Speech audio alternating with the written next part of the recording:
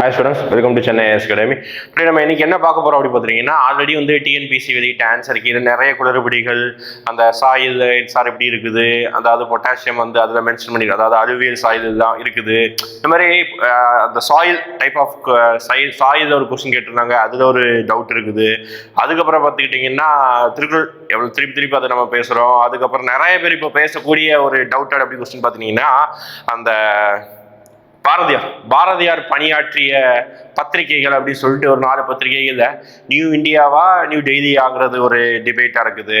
அதுக்கப்புறம் பார்த்துட்டீங்கன்னா திருக்குறள் ஆல்ரெடி சொல்லியாச்சு. அதுக்கப்புறம் மெயினா எக்கனாமிக்ஸ் கொஸ்டின்ல அந்த ஜிஎஸ்டிபியில டார்கெட் எல்லாம் கொடுத்துருந்தாங்க, அதுல 4%, 5%, இந்த மாதிரி நிறைய டவுட்ஸ். அதாவது டிஎன்பிசி வெளியிட்ட ஆன்சருக்கு மறுத்து நிறைய இடங்கள்ல நிறைய சோர்சஸ் வந்து ஒவ்வொருத்தவங்க காமிச்சிட்டு இருக்கிறோம். ஒவ்வொருத்தரும் இதுதான் ரைட்டு சொல்லிட்டு நம்ம பேசிட்டு இருக்கிறோம். ஆனா அவங்க வெளியிட்டது இப்போதைக்கு ஆஸ் ஆஃப் நோ அவங்க வெளியிட்டது அஃபிஷியல் கீ. ஆனா வந்து அதை அப்படியே வந்து இதுதான் கடைசி வரைக்குங்கிற மாதிரி எதுவுமே சொல்ல. அவங்க என்ன பண்றாங்க, எல்லா எக்ஸாமுக்கும் எப்பவுமே என்ன பண்ணுவாங்கன்னா ஆன்சர் சேலஞ்சிங் கண்டிப்பா கொடுப்பாங்க. அதாவது நீங்க ஸ்டூடெண்ட்ஸ் தரப்புல யாரெல்லாம் எக்ஸாம் எழுதுறீங்களோ அவங்க மட்டும் என்ன பண்ணலாம் அப்படின்னா அந்த கீயை வந்து சேலஞ்ச் பண்ணிக்கலாம், இந்த கொஸ்டின் வந்து சேலஞ்ச் பண்ணிக்கலாம். ஓகேங்களா? இப்போ இதுல வந்து ஆல்ரெடி வந்து சேலஞ்ச் பண்ண கொஸ்டின் ஏதாவது சேஞ்சஸ் பண்ணிருக்காங்களா அப்படின்னா கண்டிப்பா சேஞ்சஸ் பண்ணிருக்காங்க. ஃபார் எக்ஸாம்பிள் 2019 நோட்டிபிகேஷன் வெளியிட்டு அதுக்கப்புறம் வந்து குரூப் 1 எக்ஸாம், அதாவது லாஸ்டா நடந்த குரூப் 1 எக்ஸாம்ல நிறைய கேள்விகள் பிழைகள் இருந்தது. ஃபார் எக்ஸாம்பிள் அந்த ஜோன்ஸ், ரயில்வே ஜோன்ஸ் ஒரு கொஸ்டின்ஸ், இந்த மாதிரி நிறைய கொஸ்டின்ஸ், அந்த நீதி கட்சி பத்தி நிறைய கொஸ்டின்ஸ், இந்த மாதிரி கொஸ்டின்ஸ் தான் நிறைய. அந்த ஆப்ஷன்ஸ் 2 ஆப்ஷனும் கரெக்டா இருக்கும், ஒரு சில கொஸ்டின்ல 3 ஆப்ஷன் கரெக்டா இருக்கும், ஒரு சில கொஸ்டின்ல டோட்டல் ஆன்சருமே தப்பா இருக்கும், ஒரு சில கொஸ்டின்ல டிரான்ஸ்லேஷன் தப்பா இருக்கும். ஓகேங்களா? இந்த மாதிரி வந்து இப்போ நடந்த குரூப் 2 எக்ஸாம்ல அந்த அளவுக்கு தவறுகள் இல்லை அப்படின்னாலும், ஆனா என்ன நடக்குதுன்னா சின்ன பிழைகள் இருக்குது. அந்த பிழைகளை வந்து ஆன்சருக்கு சேலஞ்ச் பண்ணலாம். அந்த டைம்ல குரூப் 1 வந்து ஆன்சருக்கு சேலஞ்ச் பண்ணி அவங்க என்ன பண்ணாங்க, லேட்டரா ஒரு பிடிஎஃப் மாதிரி ரிலீஸ் பண்ணி 1 ஆப்ஷன், அதாவது 1, 2, 3 கொஸ்டின் நம்பரை தான் போட்டு இந்த ஆப்ஷனுக்கு ஃபார் எக்ஸாம்பிள் ஒரு 32வது கொஸ்டின் அப்படின்னு சொல்லி புள்ளி வச்சுட்டு ஆன்சர் ஏ அல்லது பி ஆர் சி இந்த 3 ஆப்ஷன் போட்டவங்களுக்கு கரெக்ட் மார்க் கொடுத்துருக்காங்க. ஒரு சில கொஸ்டின்ஸ்க்கு ஆல் ஆஃப் தெம் அப்படின்னு கொடுத்துருவாங்க, அதாவது எல்லா கொஸ்டின்ஸ் மேற்கண்ட அனைத்து ஆன்சர் கொடுத்திருந்தாலும் அதுக்கும் கரெக்ட் ஆப்ஷன் கொடுத்துருவாங்க. ஓகேங்களா? அப்போ ஆன்சருக்கு சேலஞ்ச் பண்ணா அதற்குரிய விடைகளையும் தனியா வந்து ஒரு பிடிஎஃப் இந்த மாதிரி வந்து கொஸ்டின் டிக் பண்ணி கொடுக்க போறது கிடையாது. தனியா 1, 2, 3 மட்டும் போட்டு ஆப்ஷன்ஸ் மட்டும் வெளியிட்டு ஆல்ரெடி 2019 குரூப் 1 எக்ஸாம்ல வெளியிட்டு இருக்காங்க. 2019 நடந்த குரூப் 2 எக்ஸாம் வெளியிட்டு இருக்காங்க. 2020 நடந்த குரூப் 1 எக்ஸாம்ல வெளியிட்டு இருக்காங்க. அதனால இந்த வருடமும் நடந்த கேள்விகள்ல நிறைய பிள்ளைகள் அங்கங்கே நம்ம எல்லாரும் எவிடன்ஸ் சொல்லிட்டு இருக்கிறோம். அதுக்கும் அந்த ஜிஎஸ்எஸ்கே திருப்பி அதை பேசிட்டு இருக்கிறோம். அப்போ இந்த மாதிரி எவிடன்ஸ் எல்லாம் நம்ம காமிச்ச பிறகு அவங்க என்ன முடிவெடுக்கிறாங்க நம்ம பாத்துக்கலாம். அதுக்காக நம்ம என்ன பண்ணோம்னா கிரேஸ் மார்க் கொடுப்பாங்களா அப்படின்னா நம்ம இந்த வீடியோல கடைசியா நான் சொல்றேன் கிரேஸ் மார்க் கிடைக்குமா கிடைக்காதாங்கிறத. அதுக்கப்புறம் பாத்தீங்கன்னா ஆன்சருக்கு சேலஞ்ச் பண்ணா நமக்குரிய நம்ம எந்த ஆன்சர் கொடுத்தோமோ அதற்குரிய ஆன்சர் வர்றதுக்கு பாசிபிலிட்டி இருக்குது. அதனால நம்ம வந்து ஆன்சருக்கு நம்மளோட தேவைக்காக நம்ம ஆன்சருக்கு வந்து சேலஞ்ச் பண்ணிக்கும். ஓகேங்களா? பாருங்க, இது வந்து எப்படி வந்து ஆன்சருக்கு வந்து சேலஞ்ச் பண்ணுங்கிறதுக்காக டிஎன்பிசியே வெளியிட்ட ஒரு இன்ஸ்ட்ரக்ஷன் தான், வேற எதுவுமே கிடையாது. அதாவது நிறைய பேர் தெரியாதுல எப்படி ஆன்சருக்கு சேலஞ்ச் பண்ணுங்கிறதுக்காக ஒரு டிஎன்பிசியே வெளியிட்ட ஒரு இன்ஸ்ட்ரக்ஷன். பாருங்க, உத்தேச விடைகளை மறுத்து சரியான விடைகளை கோருவதற்கான அறிவுரை. அதாவது டிஎன்பிசி வெளியிட்டது டென்டேட்டிவ் கீ, அதுலயே அவங்க மென்ஷன் பண்ணியிருப்பாங்க. அபிஷியல் ஆன்சர் கீ இருந்தாலும் டென்டேட்டிவ், அதுதான் உத்தேச விடைகள், அதுதான் வந்து அதுல மென்ஷன் பண்ணியிருப்பாங்க. 27 மே 2022 வெளியே வந்தது. எக்ஸாம் நடந்தது 21/5/2022. ஓகே, அதான் இன்ஸ்ட்ரக்ஷன் பார்க்கலாமா? ஓகே, யாரெல்லாம் இங்க வந்து அந்த கீ சேலஞ்ச் பண்ண முடியும் அப்படின்னு பார்த்தீங்கன்னா விண்ணப்பதாரர்கள் மட்டுமே, கேண்டிடேட் மட்டும் தான் சேலஞ்ச் பண்ண முடியும். தனிப்பட்டவோ ஒரு அகாடமியோ அல்லது ஒரு பெரிய அரசியல் நபர்களோ இந்த மாதிரி அது யாருமே சேலஞ்ச் பண்ண முடியாது. யார் எக்ஸாம் எழுதுனாங்களோ அவங்க மட்டும் தான் சேலஞ்ச் முடியும். ஏன்னா வந்து அது ரிஜிஸ்ட்ரேஷன் நம்பர் தான் கேட்பாங்க. அடுத்த இன்ஸ்ட்ரக்ஷன் பாருங்க, தேர்வு எழுதிய விண்ணப்பதாரர்கள் மட்டுமே தேர்வுக்கு உத்தேச விடைகளை மறுத்து சரியான விடைகளை கோர முடியும். ஓகேங்களா? அதே இன்ஸ்ட்ரக்ஷன் இங்கிலீஷ்ல இருக்குது, ரைட் பண்ணிக்கோங்க. நெக்ஸ்ட், தோராய விடைகள் அடங்கிய மாதிரி கேள்வித்தாள். அதாவது நம்ம டென்டேட்டிவ் ஆன்சருக்கு ரிலீஸ் பண்ணாங்கல்ல, அதாவது நீங்க உங்களுக்கு ஒவ்வொருத்தவங்களுக்கும் அந்த கொஸ்டின் நம்பர் பார்த்தீங்கன்னா வேரியும். ரேரஸ்ட் ரேரா தான் எல்லாருக்குமே ஆன்சர் அந்த கொஸ்டின் நம்பர் வந்து பொருந்தும். மேக்ஸிமம் எல்லாருக்குமே இந்த கொஸ்டின் நம்பர் வந்து வேரி ஆகும். ஆனா நமக்கு இருந்த கொஸ்டின் நமக்கு என்ன கொஸ்டின் நம்பர் இருந்ததோ அதை நீங்க சேலஞ்ச் பண்ணக்கூடாது. டிஎன்பிசி அஃபிஷியல் ஒரு ஆன்சர் கீ வெளியிட்டாங்க, டென்டேட்டிவ் ஆன்சர் கீ. அந்த ஆன்சர் கீழ என்ன கொஸ்டின் நம்பர் இருக்குதோ அதை தான் மென்ஷன் பண்ணி நீங்க வந்து சேலஞ்ச் பண்ணணும். அதுதான் எங்களுக்கு தெளிவுபடுத்திருக்காங்க. பாருங்க, எந்த வரிசை கேள்வித்தாளை பயன்படுத்தி தேர்வில் விடையளித்திருந்தாலும், நல்லா ஞாபகம் வச்சுக்கோங்க, எந்த கேள்வியா இருந்தாலும் முதல்ல வந்து ஏபிசி கொடுப்பாங்க, இப்ப அதெல்லாம் கொடுக்காம எல்லாருக்குமே சேஞ்ச் ஆகுது. தேர்விக்கான தேர்வாணையத்தின் இணையதளத்தில் வெளியிடப்பட்டுள்ளன மாதிரி கேள்வித்தாள் வரிசையில் உள்ளபடி மட்டுமே, நல்லா வச்சுக்கோங்க, அதாவது டென்டேட்டிவ் ஆன்சருக்கு வெளியிட்டாங்கல்ல, அது இருக்கிற கேள்வித்தாளை மட்டுமே பயன்படுத்தி உத்தேச விடைகளை மறுத்து சரியான விடைகளை கோர முடியும். நல்லா வச்சுக்கோங்க, அபிஷியல் ஆன்சருக்கு இருக்கக்கூடிய புக்லெட் நம்பர் தான். ஃபார் எக்ஸாம்பிள் தமிழ்ல 32 கொஸ்டின்னா 32வது கொஸ்டின் அப்படி சொல்லிட்டு நீங்க செலக்ட் பண்ணணும். ஓகே, ஜிஎஸ்ல 144வது கொஸ்டின் அப்படின்னு சொல்லிட்டு நீங்க தான் கரெக்டா செலக்ட் பண்ணணும். உங்களோட ஆன்சர் ஷீட்டை பார்க்காதீங்க, அபிஷியல் ஆன்சர் எடுத்து புக்லெட்டோட கொஸ்டின் நம்பர் பாருங்க. நெக்ஸ்ட், விண்ணப்பதாரர் விவரங்கள். கண்டிப்பா நம்மளுடைய கேண்டிடேட் நம்ம எக்ஸாம் எழுதுறோமா, நம்மளுடைய டீடைல்ஸ் கொடுத்தாதான் அங்க ஆன்சர் கீ சேலஞ்ச் பண்ண முடியும். ஓகேங்களா? பாருங்க, ஃபர்ஸ்ட் தேர்வரின் பெயர், நம்மளுடைய பெயர். அடுத்து சார் தேர்வின் பெயர், என்ன எக்ஸாம், குரூப் 2வா, என்ன எக்ஸாம் இப்போ நடந்ததோ அந்த எக்ஸாம், நமக்கு நடந்தது குரூப் 2. ஓகே, அடுத்து பதிவெண், நம்மளுடைய ரிஜிஸ்ட்ரேஷன் நம்பர். அடுத்து அப்ளிகேஷன் நம்பர், விண்ணப்ப எண். இந்த 3 டீட்டெயிலும் எங்க இருக்குன்னா நம்மளுடைய ஹால் டிக்கெட்ல இருக்கும். அதை ஞாபகம் வச்சுக்கோங்க. இந்த 3 டீட்டெயிலும் எங்க இருக்க போது நம்ம கொடுத்த நம்மளுடைய ஹால் டிக்கெட்ல நீங்க பார்த்துக்கலாம், தேட வேண்டிய அவசியம் இல்லை. அடுத்து டேட் ஆஃப் பர்த் நமக்கு தெரியும், அப்ளை பண்ணும்போது என்ன கொடுத்தோமோ அதை தெளிவாக கொடுத்துக்கோங்க. அடுத்து தேர்வு பாடத்தின் பெயர், நேம் ஆஃப் த சப்ஜெக்ட், அதாவது ஜிஎஸ்ஆ அல்லது ஜெனரல் இங்கிலீஷா, ஜெனரல் தமிழா, ஜெனரல் ஸ்டடீஸா, ஓகே ஜிஎஸ்ஆ, ஓகே தெளிவா வந்து அதை மென்ஷன் பண்ணிடுறோம். அடுத்து வினாயன், இதுதான் ரொம்ப முக்கியம், கேர்ஃபுல்லா கொடுக்கணும். உங்க கொஸ்டின்ல என்ன வந்ததோ அதை கொடுத்துறாதீங்க தயவு செஞ்சு. ஓகேங்களா? வினாயன், என்ன வினாயன் கொடுத்துருக்காங்களோ, அதான் சொன்னேன் 144, அந்த வினாயன் ஆன்சர் கீழே என்ன வந்ததோ அதை மட்டும் தெளிவா கொடுங்க. இதை மட்டும் தப்பு பண்ணிடாதீங்க. நெக்ஸ்ட் டீடைல்ஸ் பார்த்துக்கோங்க, எது வேணும்னு சொல்லிட்டு.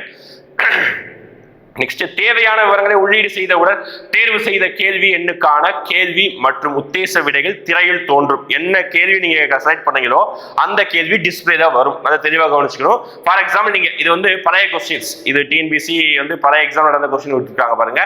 அந்த டைம்ல 131 நீங்க செலக்ட் பண்ணீங்கன்னா ஆன்சர் கீ படி அந்த கொஸ்டின் அப்படியே டிஸ்பிளேல காமிப்பாங்க. ஓகேங்களா? அப்ப அதுதான் நீங்க சேலஞ்ச் பண்ணுங்கிறத கன்ஃபார்மும் பண்ணிக்கலாம். தாராளமா அதை வச்சு நீங்க கன்ஃபார்ம் பண்ணிக்கலாம். அடுத்து, பின்னர் நீங்கள் குறிப்பிட விரும்பும் சரியான விடைகளை தேர்வு செய்து அதற்கான குறிப்புகளை உள்ளீடு செய்யும். அதாவது நீங்க எது ஆன்சர் சொல்ல வரீங்களோ அதுக்கு ப்ராப்பரான எவிடன்ஸ் கொடுக்கணும், சோர்ஸ் கொடுக்கும். அதுதான் கேள்வி சொல்ல வராங்க. பாருங்க, நீங்க எந்த ஆன்சர் கரெக்டா சொல்றீங்களோ, ஃபார் எக்ஸாம்பிள் நம்ம இந்த சாயில் டைப்ஸ் ஆஃப் சாயில்ல அபிஷியல் ஆன்சருக்கு வந்து ஏ அப்படின்னு சொல்றாங்க. ஆனா நிறைய பேர் புக் சோர்ஸ் அது இதுன்னு சொல்லிட்டு அதுல பொட்டாசியம் இருக்கு சார், ஆனா இரும்பு இல்லை, இருந்தாலும் பொட்டாசியம் இருக்கு சார் சொல்லிட்டு நாங்க தான் வந்து பி தான் சார் போட்டோம் அப்படின்னு சொல்லிட்டு பி ஆன்சர் கொடுத்துருப்போம். அப்ப அதுதான் நம்ம சேலஞ்ச் பண்ண போறோம் அப்படின்னா நீங்க செலக்ட் பண்ண வேண்டிய ஆப்ஷன், ஓகேங்களா, இந்த மாதிரி இருக்கும் 4 ஆப்ஷன்ல நீங்க செலக்ட் பண்ண வேண்டிய ஆப்ஷன் பி அப்படி சொல்லி டிக் போடணும். இதுல பிரஸ் பண்ணீங்கன்னா அது ஆட்டோமேட்டிக்கா டாட் வந்துடும். அதே இது கொடுத்திருக்க 3 ஆப்ஷன் தப்பு சார் அப்படின்னா நீங்க நன் ஆஃப் தி. இந்த தடவை நமக்கு அப்படி எதுவும் ஆன்சர் வரல, எல்லாமே டவுட்டடா தான் இருந்தது ஆப்ஷன் மட்டும். இப்போ ஃபார் எக்ஸாம்பிள் பாரதியாருக்குரிய கொஸ்டின் டவுட்டா இருந்ததுன்னா ஆப்ஷன் ஏவா இருக்கும், நியூ டெய்லியா நியூ இந்தியாவா இருந்தது நியூ டெய்லி அந்த கொஸ்டினா இருக்கும். இந்த மாதிரி நீங்க எது கரெக்ட்னு சொல்றீங்களோ அதை நீங்க ஆப்ஷன் வந்து கிளிக் பண்ணணும். கிளிக் பண்ணி சாதாரணமா ஒரு டாட் உருவாகும். அதுக்கப்புறம் நீங்க ரிமார்க், என்ன அதுல சொல்ல வரீங்க, எதுக்காக இது தப்பு, ஏன் வந்து இதுல வந்து கன்ஃபியூஷன் அப்படி சொல்லிட்டு ரிமார்க் ஒரு 500 கேரக்டர் 500 லெட்டர்ஸ்ல நீங்க வந்து ரிமார்க்கா கொடுத்துக்கலாம். ஓகேங்களா? நல்லா தெளிவாக கவனிச்சுக்கோங்க. இதுதான் நீங்க என்ன கொஸ்டின் கேட்டீங்களோ அது டிஸ்பிளே ஆகும். இதுல நீங்க எது ரைட்னு சொல்றீங்களோ நல்லா வச்சுக்கோங்க. அவங்க எது ரைட் கொடுத்தாங்களோ அதை நீங்க பிரஸ் பண்ணிடக்கூடாது. நீங்க எது ரைட் சொன்னீங்களோ அதை நீங்க பிரஸ் பண்ணணும். நான் எக்ஸாம்பிள் கூட சொல்லிட்டேன், சாயில் கொஸ்டினுக்கு எல்லாரும் ஆப்ஷன் பி சொல்லிருப்பீங்க, ஆப்ஷன் பி கிளிக் பண்ணிக்கலாம். நெக்ஸ்ட், பின்னர் நீங்கள் குறிப்பிட்ட விடைகளுக்கான ஆதாரமாக, நல்லா வச்சுக்கோங்க, ஆதாரமாக இருக்கும் புத்தகத்தின் வேற எந்த சோர்ஸும் காமிக்கூடாது. நீங்க வந்து நோட்ஸ்ல எழுதி வச்ச நோட்ஸ் அதெல்லாம் காமிக்கூடாது. ஓகேங்களா? புத்தகத்தின் விவரங்களை கண்டிப்பாக பதிவு செய்ய வேண்டும். நல்லா ஞாபகம் வச்சுக்கோங்க. நீங்க எந்த சோர்ஸ் எடுக்கிறீங்களோ அந்த சோர்ஸோடைய புக் ஏதாவது புக்ல மென்ஷன் பண்ணிருக்கணும். சார் நான் நோட்ஸ் எடுத்து வச்சிருக்கேன், கரண்ட் அஃபேர்ஸ் நோட்ஸ் எடுத்து வச்சிருக்கிறேன், நியூஸ் பேப்பர்ல பார்த்து படிச்சேன், அதெல்லாம் செல்லுபடியாகாது. ஓகேங்களா? நீங்க எந்த புக் சொல்றீங்களோ அந்த புக் கீழே புக்கோட டீடைல்ஸ் எல்லாம் கேட்பாங்க. புக்கு அப்புறம் பேஜ் நம்பர் அதெல்லாம் கேட்பாங்க. அதனால புக்கு தான் முக்கியம். நெக்ஸ்ட் பாருங்க, புத்தகத்தின் தலைப்பு, டைட்டில் ஆஃப் புக். நீங்க எந்த புக்ல இருந்து எடுக்கிறீங்களோ, ஃபார் எக்ஸாம்பிள் சாயில் பத்தி நீங்க அந்த கொஸ்டின் கன்ஃபியூஸா இருந்தது, சாயிலுக்காக யாராவது ஒரு ஆத்தர் வந்து ஜியோகிராஃபி சம்பந்தம் ஏதாவது புக் எழுதிருக்காரா, அப்ப அந்த புத்தகத்தோட தலைப்பு, டைட்டில் ஆஃப் புக். அடுத்து பாருங்க, புத்தக ஆசிரியரின் பெயர், நேம் ஆஃப் த ஆத்தர், அதாவது அந்த புக்கை எழுதிய ஆசிரியர். இதெல்லாம் எதுக்கு செக் பண்றாங்க அப்படின்னா அந்த புக்கில் போயிட்டு அவங்களும் அனலைஸ் பண்ணுவாங்க, கரெக்டாக தப்பாகிறது அனலைஸ் பண்ணுவாங்க. அதுக்கப்புறம் தான் பார்த்தீங்கன்னா ஒரு கரெக்டான ஆன்சருக்கு ரிலீஸ் பண்ணுறாங்க. அடுத்து பதிப்பாளரின் பெயர், நேம் ஆஃப் த பப்ளிஷர். அடுத்து புத்தக பதிப்பின் வருடம், அதாவது அந்த ஒவ்வொரு புத்தகத்தோடைய ஃப்ரண்ட் பேஜ், இது வந்து அட்டை இருக்க போது ரைட் சைடுல பேஜ் இருக்கும், அதை திருப்பினீங்கன்னா இந்த சைடு லெஃப்ட் பேஜில் பார்த்தீங்கன்னா அந்த பப்ளிகேஷன் இயரு, யார் பப்ளிகேஷன் பண்ணா, அந்த டீட்டெயில்ஸ் தான் இருக்கும். அப்போ புத்தக பதிப்பின் வருடம். அடுத்து பதிப்பு எண், எடிஷன் நம்பர்னு ஒன்று இருக்கும் அது. அடுத்து பக்க எண், பேஜ் நம்பர். நீங்க என்ன சொல்ல வாரீங்களோ நல்லா நினைச்சுக்கோங்க. இப்போ மண்ணை பத்தி அந்த புக்ல எங்கேயாவது ஒரு 300வது பேஜ் தான் இருக்கும். அப்ப அந்த 300வது பேஜை மென்ஷன் பண்ணணும், பக்க எண் மென்ஷன் பண்ணணும். அதுக்கப்புறம் அதை கிளீனா ஸ்கேன் பண்ணி போட்டோ எடுத்து அங்க வந்து அப்லோட் பண்ணணும். அதுதான் அடுத்த பாயிண்ட். ஓகேங்களா? ஏன்னா நீங்க ஏதோ ஒரு புக் இருக்குன்னு சொல்லிட்டு ஏதோ ஒரு புக் இருந்து போயிடலாம், ஆனா கண்டிப்பா ப்ராப்பரா அந்த பேஜை அப்லோட் பண்ண வேண்டிய கட்டாயம் இருக்குது. அதான் அடுத்த பாருங்க, மேற்கூறிய பாருங்க 3 MBக்கு குறைவான பிடிஎஃப் கோப்புகள், அதாவது less than 3 MBஸ்ல பிடிஎஃப் ஃபைலா மாத்தணும். அதுதான் இதுதான் ரொம்ப ரொம்ப முக்கியம். நீங்க என்ன சோர்ஸ் எவிடன்ஸ் சொல்றீங்களோ அதை ஸ்கேன் பண்ணி கண்டிப்பா அப்லோட் பண்ணணும். பின்னர் நீங்கள் குறிப்பிட்ட விடைக்கான ஆதாரமாக இருக்கும் புத்தகத்தின் பக்கங்களை ஸ்கேன் செய்து, நல்லா வச்சுக்கோங்க, ஸ்கேன் செய்து பிடிஎஃப் கோப்பாக பதிவேற்றம் செய்ய வேண்டும். இக்கோப்பு அதிகபட்சமாக 3 MB, அதாவது 3 MBக்குள்ள தான் இருக்கும். அதிகபட்சம்னா 3 MBக்குள்ள இருக்கலாம், ஒரு MP அந்த மாதிரி. நீங்க பிடிஎஃப் சாதாரண ஸ்கேனர்ல ஒரு பேஜுக்கு தான் வர போறது கிடையாது. ஓகேங்களா? அப்போ 3 MBக்குள்ள அளவுக்குள்ள இருக்க வேண்டும். அதுதான் மெயின். நல்லா கவனிச்சுக்கோங்க. ஓகேங்களா? ஸ்கேன் பண்ணி சென்ட் பண்ணணும். நம்ம திருப்பி சொல்லிட்டேன், நீங்க எழுதி வச்சிருந்த விடை குறிப்புகள் தான் இங்க செல்லாது, நீங்க நோட்ஸ் எடுத்து வச்சதும் செல்லாது. ப்ராப்பரா ஒரு புக்ல மென்ஷன் பண்ணிருக்கணும். எவ்வளவு டீடைல்ஸ் செய்யறாங்க பாருங்க. அடுத்து பதிவேற்றம் செய்த பின் அதற்கான ஒப்புகையினை, அதாவது அக்னாலஜ்மெண்ட் சொல்லி வரும், நீங்க வந்து அப்லோட் செஞ்சிட்டீங்க அப்படின்னு சொல்லிட்டு ஒரு ஃபார்ம் மாதிரி வரும். அது நீங்க தாராளம் டவுன்லோட் பண்ணி வச்சுக்கலாம், அல்லது பிரிண்ட் போட்டு வச்சுக்கலாம். அதுதான் இங்க சொல்லுவாங்க. நீங்க அச்சிட்டுக் கொள்ளலாம். எதிர்கால கொள்கைகளுக்கான அதில் உள்ள எண்ணை வந்து குறிப்பிடும். ஓகேங்களா? அப்புறம் மற்ற அறிவுரைகள், ஒருவர் எத்தனை விடைகள் என்ன வேண்டுமானாலும் மறுக்கலாம். ஒருத்தர் வந்து ஒன்று தான் பண்ண முடியும் அப்படிலாம் எதுவுமே கிடையாது. எத்தனை ஆன்சர் கீனாலும் தாராளமாக சேலஞ்ச் பண்ணலாம்.